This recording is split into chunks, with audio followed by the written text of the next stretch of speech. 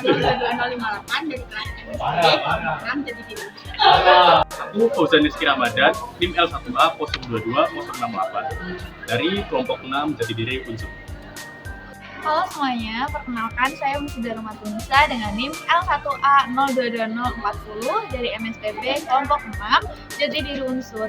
Nah, di sini kelompok kita akan menjelaskan mengenai pengelolaan diri. Yuk simak penjelasannya. Pernah nggak sih kalian galau saat kalian dihadapkan dengan kesukaan kalian sehingga kalian sulit untuk mengendalikan diri padahal dari awal sudah berkomitmen untuk hidup lebih sehat atau yang lainnya?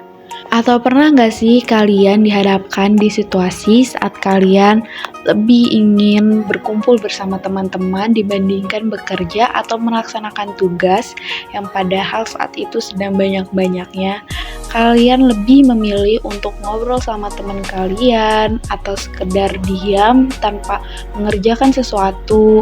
Kalian lebih suka bersosialisasi bersama teman-teman kalian seperti menonton TV dan lain sebagainya, padahal di saat yang sama tugas dan tanggung jawab kalian sedang banyak-banyaknya. Nah, mungkin kalian sedang mengalami kesulitan dalam pengelolaan diri atau yang lebih dikenal sebagai self-management.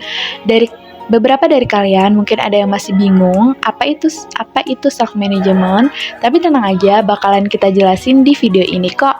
Tapi sebelum ke penjelasan, yuk simak dulu pendapat seorang guru di Amerika Serikat mengenai self management. So self management, I think about, stop, think, act. With elementary children, it's very easy because they're often engaged in that play, whether it's at recess or through games. It's easy to have those conversations because of, conflicts that they have that we think are very minute, but for them are really great. With middle schoolers, I think through scenarios, going through skits and going through scenarios and really giving them real life examples versus having a fight or argument. What's the best way to address your conflict? What's the best way to communicate how you feel? That's an adult skill that you'll need for life. And I think we have to stop and really point out to kids, hey, this is not okay. There's a better way. Or really allow them to manage the problem for themselves and just be there as a facilitator to guide that process. Untuk lebih jelasnya, yuk simak penjelasan saya berikut ini. Pengelolaan diri atau yang lebih dikenal sebagai self-management adalah kemampuan untuk mengendalikan diri akan suatu tindakan yang sedang dilakukan atau yang hendak dilakukan, baik dari aspek pikiran maupun ucapan, agar dirinya terdorong untuk menghindari hal-hal yang tidak diinginkan. Self-management bisa dikatakan sebagai kemampuan individu untuk mengendalikan diri dalam membuat proporsi prioritas, seperti menetapkan apa yang sekiranya dilakukan atau yang tidak dilakukan dan berkewajiban untuk menyelesaikan apa yang semestinya diselesaikan saat itu. Kemampuan self-management sangat diperlukan oleh semua individu, tak hanya dibutuhkan di lingkungan pekerjaan ataupun pendidikan, tetapi self-management juga diperlukan oleh seorang individu untuk melakukan aktivitas sehari-hari. Apabila seorang individu tidak menerapkan self-management, dirinya cenderung kebingungan karena segala aktivitas yang hendak dilakukan saat itu tidak terencana atau tertata secara baik di dalam kehidupannya. Dengan kata lain, ia kebingungan apa yang harus dilakukannya, apa yang harus dikerjakan, dari mana harus memulai pekerjaan atau aktivitas tersebut, serta kebingungan-kebingungan yang lain.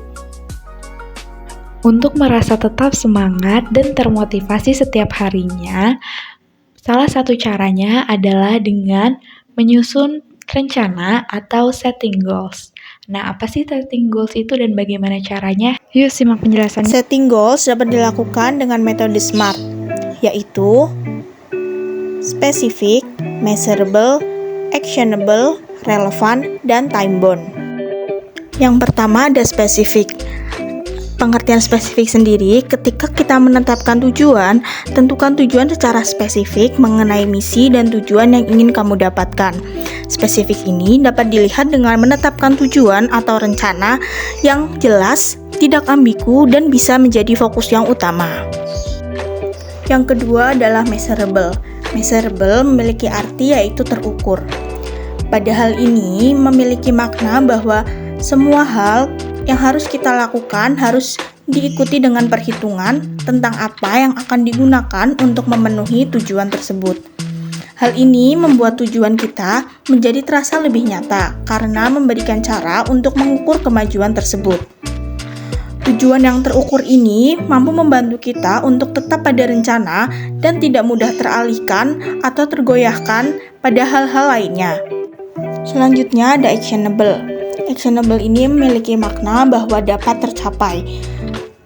Maksudnya adalah pikirkan bahwa tujuan-tujuan ini harus bisa dicapai dan kita memiliki gambaran mengenai bagaimana cara mencapai tujuan dan juga memiliki alat atau keterampilan yang dibutuhkan. Dalam menetapkan tujuan ini, kita harus melakukannya secara wajar dalam jangka waktu tertentu sehingga dapat membantu kita akan tetap termotivasi dan fokus pada goals-goals yang sudah ditentukan.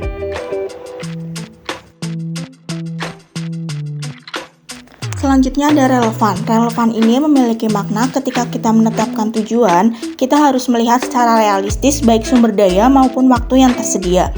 Setiap tujuan yang dilakukan harus selaras dengan nilai-nilai yang ada dan melihat tujuan jangka panjang yang lebih besar. Selanjutnya ada time bound atau berbasis waktu. Memberikan tanggal target untuk tujuan merupakan hal yang penting. Memberikan batasan waktu juga menciptakan rasa urgensi agar fokus dengan target yang ingin kita capai. Aspek yang kedua adalah time management atau manajemen waktu. Apakah itu penting? Time management berkaitan dengan goals yang ingin kita capai.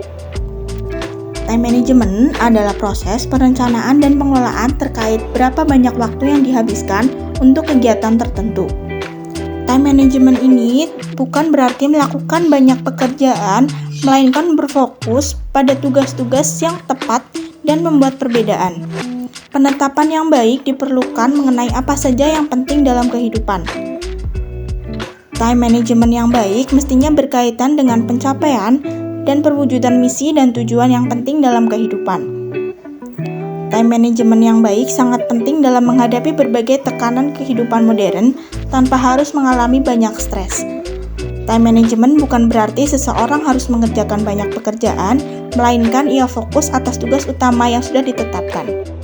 Ada 3 hal penting dalam time management, yaitu planning, evaluation, dan self-control.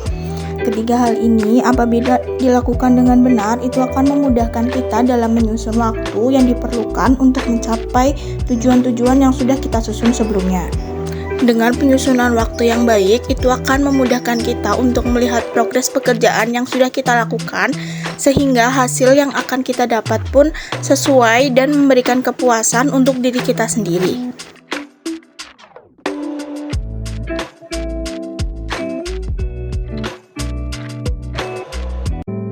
Setelah mengetahui berbagai hal terkait pengolahan diri, kini bagaimana cara meningkatkannya? Berikut saya akan berikan beberapa tips untuk meningkatkan pengelolaan diri. Pertama, pahami kelebihan dan kekuranganmu. Hal pertama yang perlu kamu lakukan untuk meningkatkan kemampuan pengelolaan diri adalah memahami kelebihan dan kekuranganmu. Dengan memahami kelebihan diri sendiri, kamu tahu bagaimana memaksimalkannya dalam kehidupan dan pekerjaanmu. Sementara itu, dengan memahami kekurangan diri sendiri, kamu tahu bagaimana cara mengatasinya. Kedua, buat skala prioritas. Skala prioritas menjadi salah satu cara yang efektif untuk mengatur time management. Kamu bisa mendahulukan pekerjaan yang lebih mendesak daripada pekerjaan lainnya. Ketiga, buat deadline untuk setiap pekerjaan. Tetapkan deadline atau batas waktu untuk setiap pekerjaan. Hal ini membantu kamu bertanggung jawab untuk menyelesaikan tugas tepat waktu atau bahkan lebih cepat dari jadwal dengan berkomitmen untuk fokus dan menyelesaikan semuanya sesuai batas waktu yang kamu tentukan sendiri. 4. Melatih kesabaran. Mempertahankan rasa tenang dapat membuatmu berpikir jernih dan objektif. Kamu dapat memerhatikan orang lain, lalu mencoba berempati dengan kebutuhan dan pengalaman mereka untuk membantu mereka dengan lebih efektif. 5. Evaluasi setiap progres yang telah kamu lakukan. Nilai secara objektif kemajuan yang telah kamu buat dan lihat kembali apakah kamu sudah dapat mencapai goals yang kamu buat atau belum. Meskipun ada tujuan yang belum tercapai dengan maksimal, jangan terlalu keras pada diri sendiri dan hargai setiap progres yang telah kamu buat. Kamu bisa mencoba strategi lain untuk mencapai tujuan yang belum tercapai.